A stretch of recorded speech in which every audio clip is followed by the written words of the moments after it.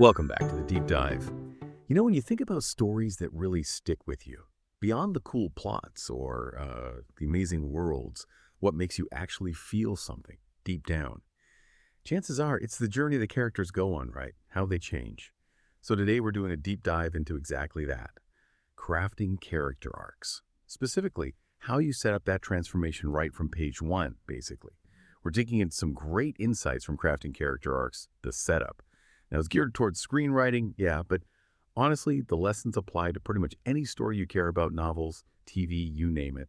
Our mission really is to give you a shortcut, like narrative x-ray specs, maybe. So you can see how that before picture of character is absolutely vital for making their whole journey meaningful. By the end, you'll hopefully appreciate why certain character changes hit so hard and, spot the craft behind it. So let's start big. Why do these arcs even matter so much? That's a great place to start. Because really, character arcs are how a story shows you what it means. It's not just a sequence of events. It's about showing how those events change a person. You see them at the start, the before version, and then you watch them struggle, make choices, and become someone else by the end. And that gap, that contrast between the before and the after, that's where the real emotional punch comes from. That's the meaning.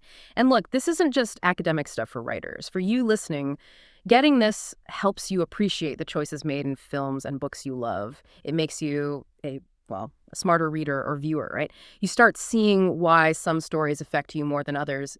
It's intentional. Yeah, that's a brilliant way to think about it, like a decoder ring for storytelling. Okay. So to use that ring, it helps to know the typical flow, right? The sort of three main phases. First, the character needs to change. That's the before. Then the plot kind of forces they're forced to change.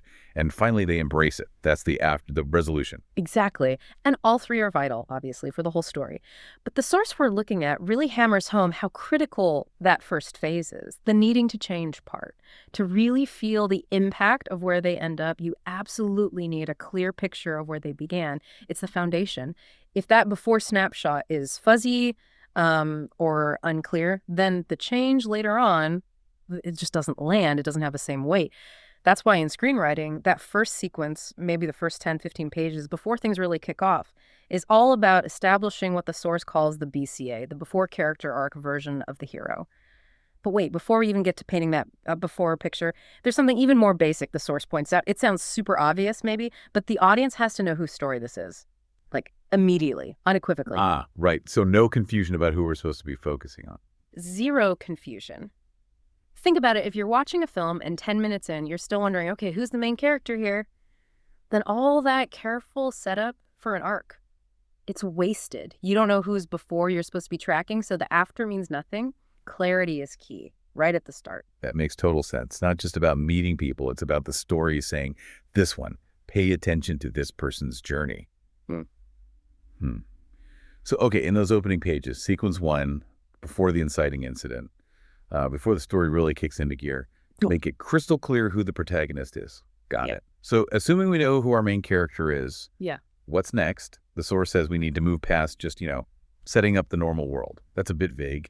What should writers actually focus on in those opening scenes to build that BCA, that before character arc? Right. It gets much more practical. The source boils it down to two crucial things you need to show about the protagonist. First, what do they want? Not necessarily what they need for their growth, but what's most important to them in their life, like right now. Their external goal or desire at this moment. Okay, what they want right now. And second, how do they usually try to get it? What's their typical strategy, their default mode, their dominant quality when pursuing that want? Oh, okay. So what they want and their standard method for getting it. Exactly, just those two things. Yeah. Because that gives you a really clear, concise snapshot of who they are before the story pushes them, before they're forced to question that method. And here's the really important part. The source stresses this characters show you this through action, not explanation. Right, not by telling us, I'm ambitious or I'm cautious. Precisely. It's not about what they say, it's about what they do. What choices do they make in pursuit of that want? We don't need their life story in chapter 1. We need to see them doing something that reveals both the want and the how.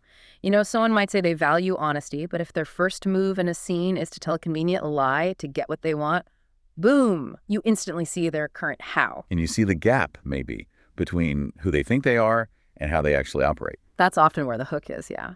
That inherent tension. And it's amazing, once you have this framework want and how you start seeing it everywhere, Yeah. You look back at opening scenes you love, and you can probably pinpoint those two things pretty quickly. It's like a fundamental building block. Okay, let's make this really concrete. The Source uses a great example. The rom-com meet cute. This really illustrates it well. Now, it has two leads, but Sheila kind of drives the plot, so let's focus on her.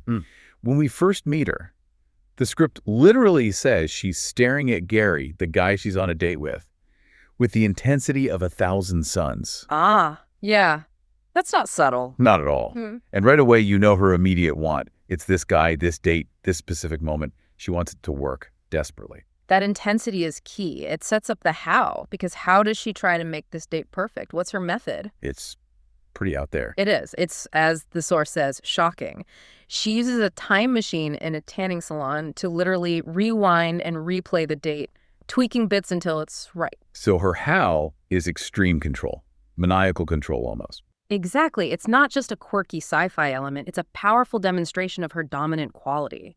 She needs to control everything. She cannot handle imperfection or spontaneity. She's trying to sand down all the rough edges of reality. And that specific before picture, this intense need for control manifested through time travel, is what makes her eventual arc so powerful. Because later she has to learn to let go, right? Absolutely. The whole point of her journey is learning to relinquish that control, to embrace the messiness and, frankly, the reality of relationships and life.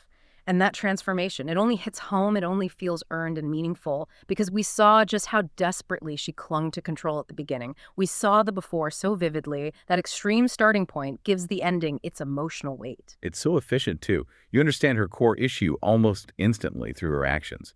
What she wants. A perfect date with Gary, how she tries to get it, obsessive, time-bending control, simple, clear, powerful. That's the beauty of it. It's not about complex backstory dumps in the first 10 minutes. It's about clarity, a clear sense of what matters most to the character now, and a clear demonstration of how they typically go about achieving it.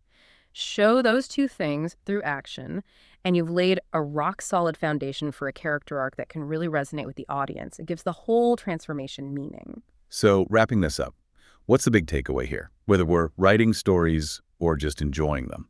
I think it's that even the most profound character journeys, the ones that really change how we see things, they rely on a surprisingly simple starting point. That clear before picture. Exactly. Get that right, the want and the flawed how, and you've got the anchor for everything that follows. Without it, the journey just feels adrift, less impactful. Okay, so just to recap, we dove into setting up powerful character arcs today. Key steps. Make absolutely sure we know who the protagonist is right off the bat. And then in those crucial opening scenes, establish their before picture by showing us two things. What they want right now and how they usually try to get it. And crucially, show, don't tell. Action is everything. Well put. And, stepping back, understanding the structure doesn't just make us appreciate stories more, although it definitely does that. It can also be a pretty interesting lens for looking at real life. How so? Well, think about it. How often do we or the people around us define ourselves by what we claim we want versus what our actual consistent actions reveal about our real priorities and methods?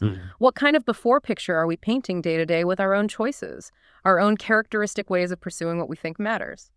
Yeah, that's definitely something to chew on, a really insightful way to connect it back. Well, thank you for joining us on this deep dive into the foundations of character. We hope this gives you a new way to appreciate the stories you love and maybe even the stories you live. Until next time.